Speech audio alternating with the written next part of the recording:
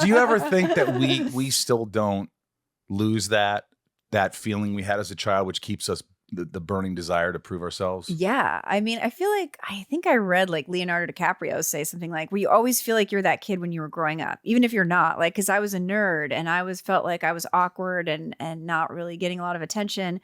There's always that part of you that always still feels like that, even if your life isn't like that. Yeah. Well, you say you were a nerd. Mm-hmm. I can't imagine you being a nerd. I should give you a photo. Well, I can't look at like Boogie Nights and think that you were a nerd. But I had help by that point. I was like 26 at that point. But no, but when I was like 15, 16, I had some pretty bad style, some pretty bad hair and makeup. I mean, I was still cute, but I looked really awkward.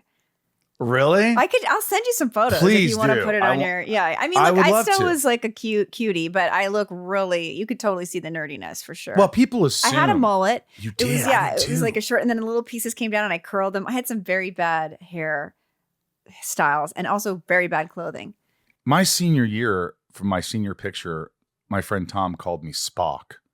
He said, "You look like Spock." Like Spock took his senior picture. But people love Spock. That's not so bad. Well, I mean, I'd rather not be called Spock, but you're smart. Like people assume.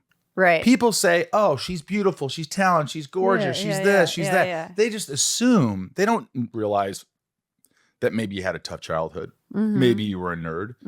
Maybe your grades were really good. And you were... No, my grades were so good. And it's funny because, I have a pitch with a friend right now about sort of feeling like people don't really understand you. But what I grew up not being seen as attractive and getting like extremely high grades and being in advanced placement classes. And then I was getting cast in these roles where I was like the pretty girl at school. And I felt like it was so weird. Like I was projecting this thing that I wasn't in my real life. Was that hard for you? It was fun because even though I was smart, I was like, I don't care about being smart. I just want to be pretty, you know? And I just felt like the pretty girls got all the attention. And I'm like, I want to be one of the pretty girls. But then if people do think you're pretty, you're like, but wait, I'm smart. And now you don't see that anymore. And then I got annoyed.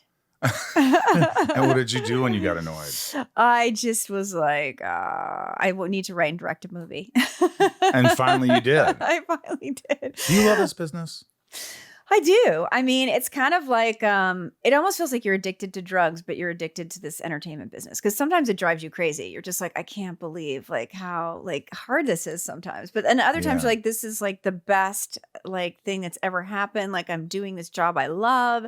I don't have to work all the time. I can work sometimes, but you kind of never know when your next job is. And that can be scary, but it also is great. You don't have to go to an office every day.